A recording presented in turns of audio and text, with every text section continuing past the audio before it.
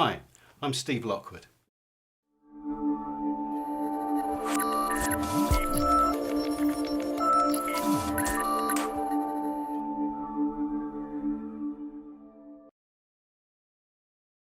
I'm going to talk today about technology and its influence on music for me. I started off busking on the streets of Cambridge and playing the traditional way, making our own instruments, doing skiffle music, and we really enjoyed that. We started to notice an influence of technology on music with things like the Happy Mondays. The drum sound started changing. In my first band, we started changing the drum sounds, being influenced by drum machines. When these drum machines came in, they were an alien sound. And you either liked them or you didn't, depending on whether you were a purist, as we used to call them. Well, we regarded ourselves as pioneers, taking these sounds and with dismantling the drum kits and actually trying to make new looking drum kits that were actually MIDI trigger samples. So that was really, really interesting. The first time I saw a computer in the recording studio, we were recording up in Leeds, and it was in about the mid to late 80s. And we walked into this beautiful recording studio, and the House Martins had just finished recording an album. It was a brand new studio, hadn't even been fully kitted out, but there was a computer there, and we all gravitated around it. What is this? What is this? We didn't realise it was the future. It was sequencing. So we found with our drummer, he made an odd mistake here and there. We could go back and we could actually move the part there and put his drum in the right place. That was fantastic. It was quite difficult for drummers at that particular time. We noticed that a lot of drummers were becoming jealous and very purist about their ideas because they felt their livelihood was being taken away from them. I found that drummers went into two different paths. Those that stayed purist and they went off doing what they normally did, even though there was a little bit less work because of the electronic drum sounds that were coming out. The other side were those drummers that were pioneering this new sound, embracing this technology and moving on to become the producers and DJs of the future. My first introduction to technology would be the calculator that we all used to play with at school, put the numbers in and turning it upside down. And then we moved on and we started seeing video games coming out in the local record stores. And then I started seeing pinball machines. I love pinball machines. All of a sudden they started having electronic displays and games inside the pinball machines. I could really see this was a very exciting time. I even remember my first Pac-Man wristwatch. It only lasted about 3 days, but it was great to have while I had it. My first introduction to actually doing this sequencing and sampling at home was with on an Atari with an early version of Cubase. I remember Run DMC and Aerosmith with Walk This Way. That was an absolutely crucial track, which really helped bridging together the rock and the hip hop that were seeming to be at opposite ends at that time. This influenced a lot of rock bands to actually start thinking about using non-traditional sounds, and we did in our band, The Stormed. Throughout the 1980s we started as a sort of punky ska band, and by the end of the 1980s we were a rock dance band. It was quite an interesting challenge to see how our music was being influenced by the other musics around at the time. One of my bands were a pure sort of rockabilly band, and we decided to put dance beats or electronic drums behind the band, and we created something called neo-billy. Actually, we weren't the first, but we loved the sound, this idea of experimenting and moving things forward and changing people's ideas. I use software an awful lot, not only in the recording and production. I'm a session musician, so people might send me scores from all over the world, Hollywood or Lebanon or wherever they may be, and I lay my parts down and then I send them back to them, and this is all done online. When I first started in music, everybody seemed to have their own specific job, but nowadays when I think about it, everybody can be a producer, everybody can be a composer. The tools are all there for you now in one nice neat little package on your computer.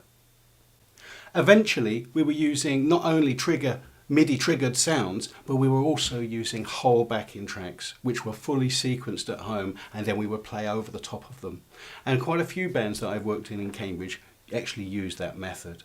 It really gives a nice big production, full live sound, plus all the live musicians playing along. When I wanted to slow down music when I first started playing the harmonica, I used to get a vinyl record and slow it down with my finger. And I did this for months and months, hours and hours every day, until eventually my finger bent over like this and I can slow things down. Things are a lot easier nowadays. There's lots and lots of different programs that allow you to slow down and change the pitch. And these are not only programs but apps now, so you can have something like that on your phone. So quite often I've been to a concert, I've seen somebody record a song on their phone, take it home and then slow it down and put it into the right key for the harmonica that they wanted to play it on. My art was a closely guarded secret. I was playing a non-traditional instrument. Usually this is all passed on by ear. It's not taught in colleges and universities. So it was a closely guarded secret. People didn't want to pass on that information. I made my first CD-ROM in 1987, teaching you how to play the harmonica for a specific song that was on that album. Hi, I'm Steve. Welcome to Harmonica Made Easy. Have fun.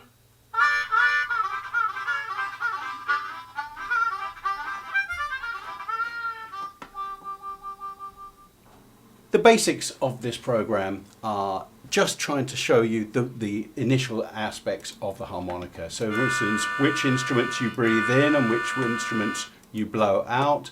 And so you can click onto these particular elements there. And then you could click onto chords or pitch bends. Here's the chord solo. I did a variety of different solos, nice and easy, and single little fills. So here's a little solo. We've got arrows on the screen which show you whether you're blowing or drawing through the instrument. We could put backing tracks on there as well. Nice and simple, just clicking onto these. And I remember recording the parts and the guy Russell that I was working with inserting them into the program. I've gone from racing to Switzerland or racing down to London to do recording sessions overnight to actually people just sending me the recordings here and me laying them down in my own studio in my own time. A lot of the recordings that I've done that you can see behind me are actually just albums that have been sent to me over the internet. Technology seemed to move very fast. One minute we were using drum machines and experimental sounds on stage. Next thing I was teaching at further education colleges and universities, and to see the different types of software coming in and computer hard drives as well coming in, and we were learning new programs constantly to keep up with it. There were things like Cubase and Logic and Reason and Rebirth, and the list just goes on. But one of the most useful ones are the scoring ones. Here's an example of a notation that I will have played into my computer via my keyboard. It's something I want one of my clients to learn. It sounds like this. Now, you can see that I've got the notes here going up and down and the duration of the notes. Not everybody reads music notation. So with handy programs like this, you can introduce various different types of tablature for this. So here I'm going to choose a C harmonica, major diatonic, and press OK. And all of a sudden I have the numbers displayed of the holes that the student needs to use.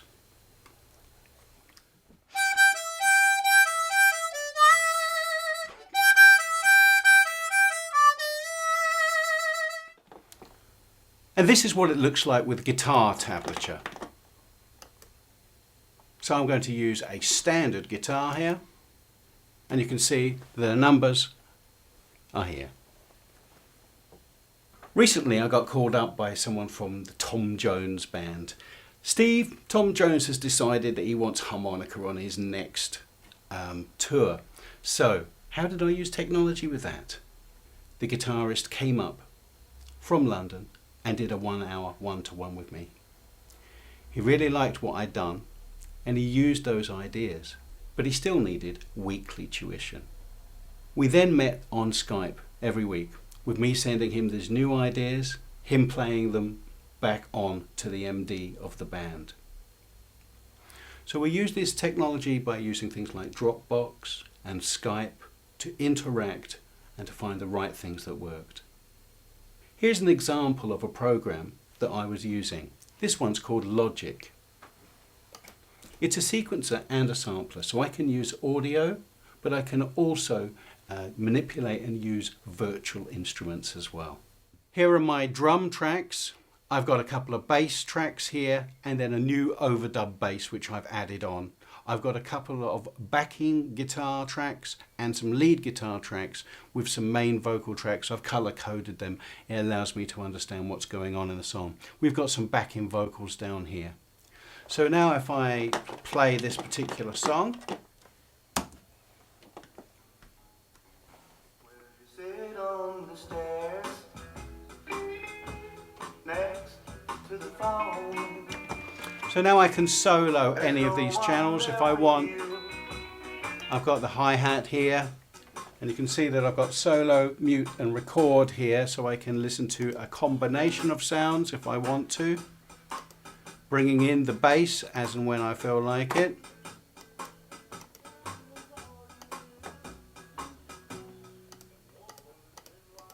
Catches her eye. Yeah, she's too blind to see you. And you start to cry. And you walk cruel and selfish. You messed around, treat me like a clown. So here's an example of me making some backing tracks specifically for my students. And here I'm combining audio and MIDI.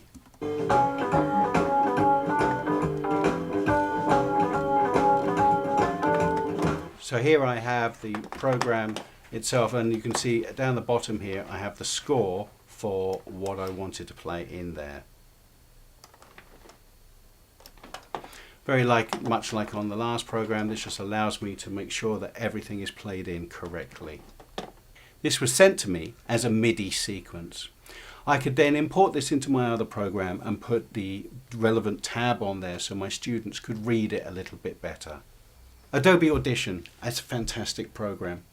Before that it was called Cool Edit, and it's a fantastic sampling program. It allows you to work with audio. There are some MIDI capabilities, but it's not predominantly for sequencing.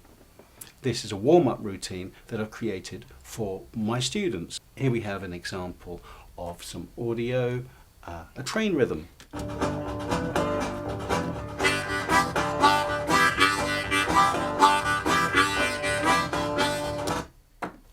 The great thing is I can instantly move the key of this, speed it up or slow it down depending on the student's capabilities. Here's a backing track that I put together with some of my bandmates. That might be a little bit fast for some of my students.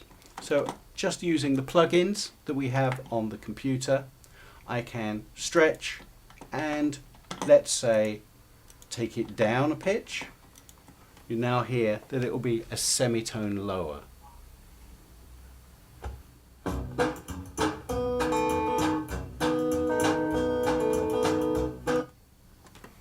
I can also speed it up and slow it down. This makes it an invaluable tool for helping make my students' life a lot easier. As a session musician, it's much easier to get work when you've got your own studio. There's a lot of costs to travel and putting people up in accommodation. So if you can send your stuff to a musician, I was lucky enough, I did my degree on harmonica and that was picked up by Reuters. The story went around the world and I got contacted by lots and lots of different people to work with orchestras around the world because of that. Most of the work that comes in for me via sessions has come from work that I've done in the past.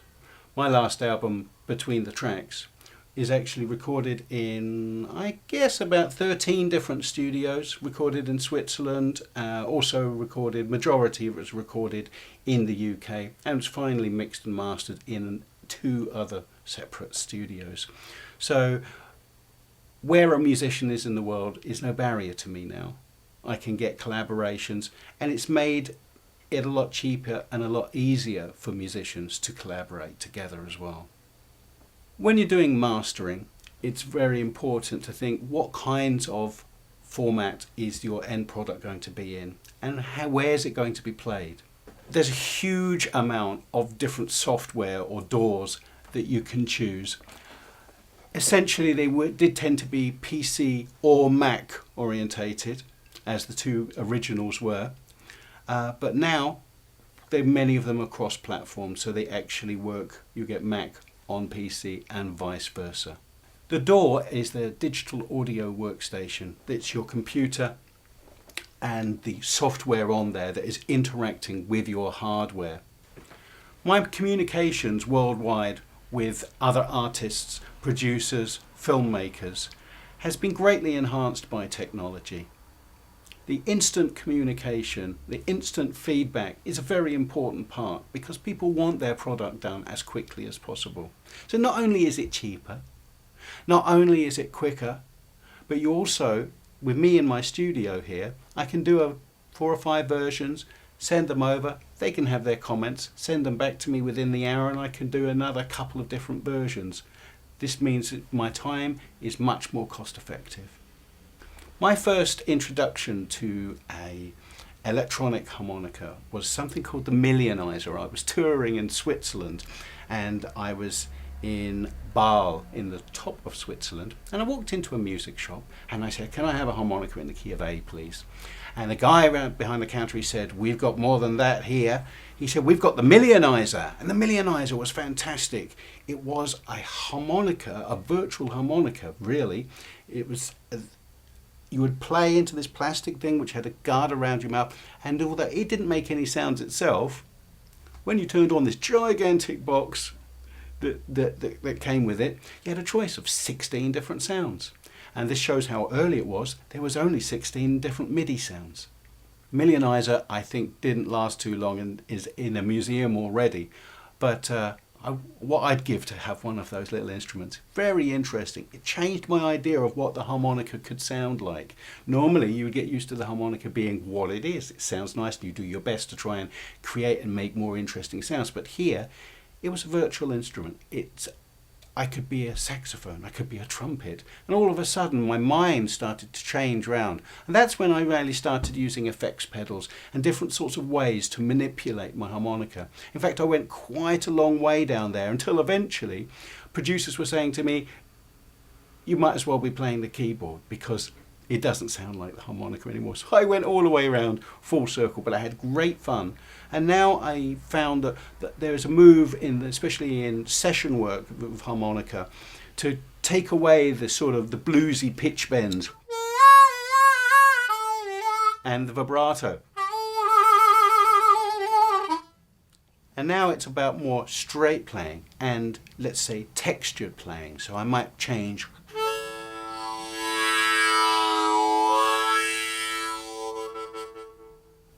When I'm recording, I like to take 2 signals. I might plug into an amp and then I'll have a clean signal also going straight into my computer. So I'll take 2 versions of my one signal. The clean version, which I can use to clean up my amplified section, or I can completely redesign the sound of it. Some of the things that I play are quite complex, and trying to remember or even work out exactly what I've done are quite difficult. So maybe sometimes what I would use is a program where I can just play what I want to play, and then it works out what I've played and plays it back to me in MIDI format, musical instrument digital interface. It's been very, very important to the evolution of music and technology. Musicians have found that technology has made them an all-in-one production center. When you wanted to record an album, you had to go to a recording studio, no more. When you wanted to record a video, you'd have to go to an editing suite to get it edited, No more. We don't have to do that anymore. We can do our own videos, we can do our own music. Promo packs. They used to be handwritten on paper or maybe typed up using a typewriter. But now, with the computer, we can have very, very good quality graphics and photo manipulation and video now. So we can sort of do most of the things we want to do. That has taken away a little bit from the musician that used to I just play, man, I just do my playing, but actually you're expected to do a lot more now, unless you want to pay lots of other people to do it.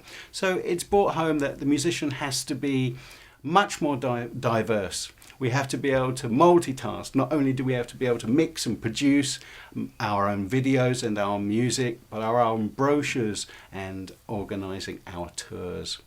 So another very important thing about technology is obviously how you interact with your audience, your fans, has completely changed. With the different internet sites such as Facebook and YouTube, you find that your fans can come to you by a word of mouth, or they can keep in touch with you on this new medium. When I first started doing session music, it's all about who you know. The producer would contact you and they would choose you for every job until you turn around and said that it couldn't be done, and then you'd be off and somebody else would be in. Whereas nowadays there are online computer library music. So this is music that might be used for films or adverts, and composers will sit at home, compose their music, upload it to these sites, and then people will be able to browse their music and see if it was suitable for their programs. I currently do about 3 or 4 pieces a week on that at the moment. Using technology, I can now duplicate CDs, I can make rehearsal tapes for my students, I can give them scores that used to be handwritten but are now all typed up with notation on there and music score. They know exactly what they're getting. One of the important parts of my business is the private teaching. And location is everything when you're private teaching. And it usually starts out with them missing a lesson because the weather's too bad or they didn't have enough time to actually get over to me from where they're coming from. And now they have the option of doing Skype. I can teach my students in virtually the same way that I might do in one-to-one. They pay in advance, I send them the scores and the audio, and then we run through them during our hour session. They may be anywhere in the world. In the early days, it was much easier to work on an Atari or a PC than it was a Mac because of the expense. But you did find more artists tend to work on Mac. The stability of the platform was excellent. As the PC grew and grew and grew, so did the software that was available for it. Eventually, we were learning new programs on a weekly basis to try and keep up with the technology and teaching it to the students at the college. The software and hardware that I use can be applied to any musical style.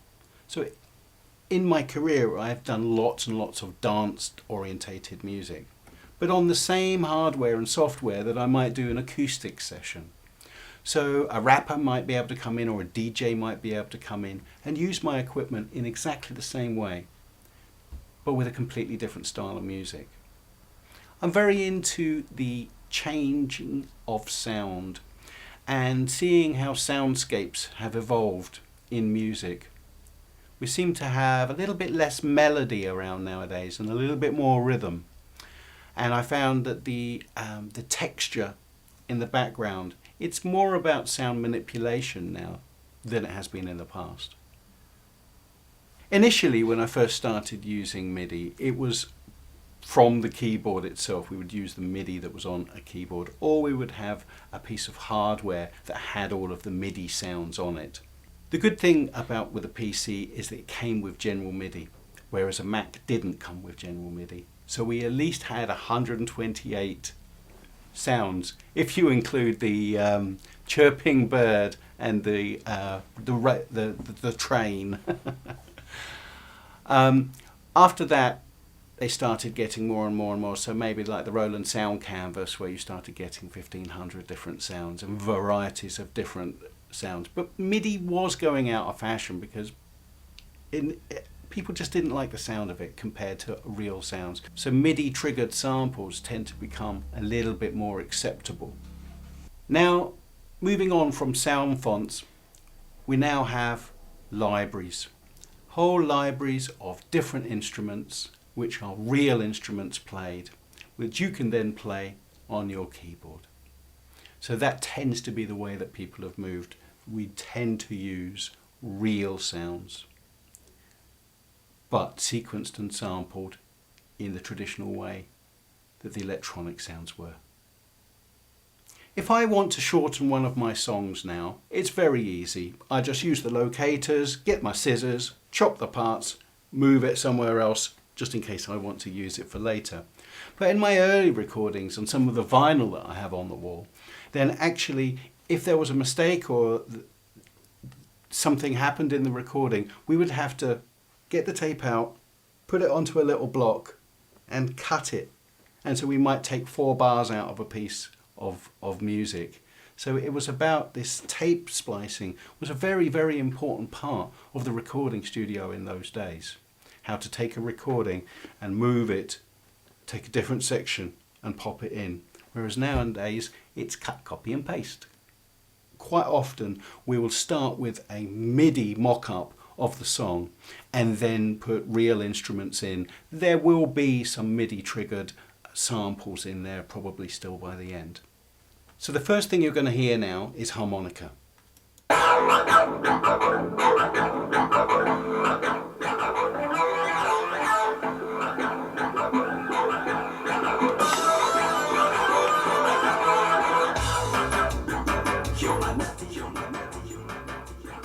This band's called Horace X.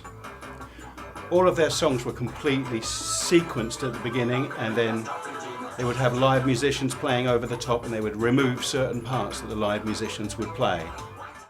Technology has really helped to change how musicians feel about their instruments. Here's harmonica.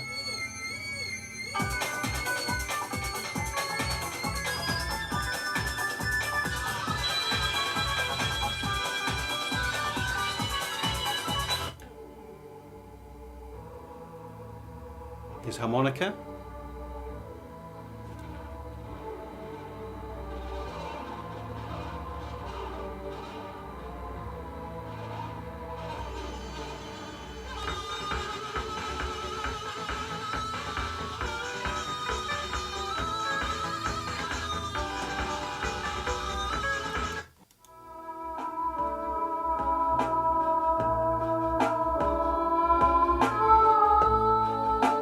Here's a selection of harmonicas overdubbed.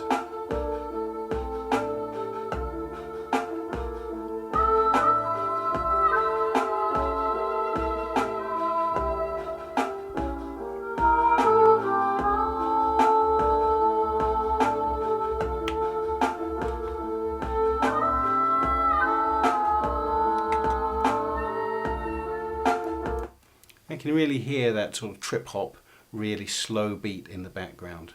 It's traditional in some ways, but there's definitely a modern element to it. MIDI's how I get what I want into the computer. So I've got my full piano over there that I might use. This is just a 2-octave piano here. It allows me to pop in bass lines and various different things that I need. A full-time piano player would not want to use this to put one of their whole proper compositions into, but this is very handy. It's just like a basic step input.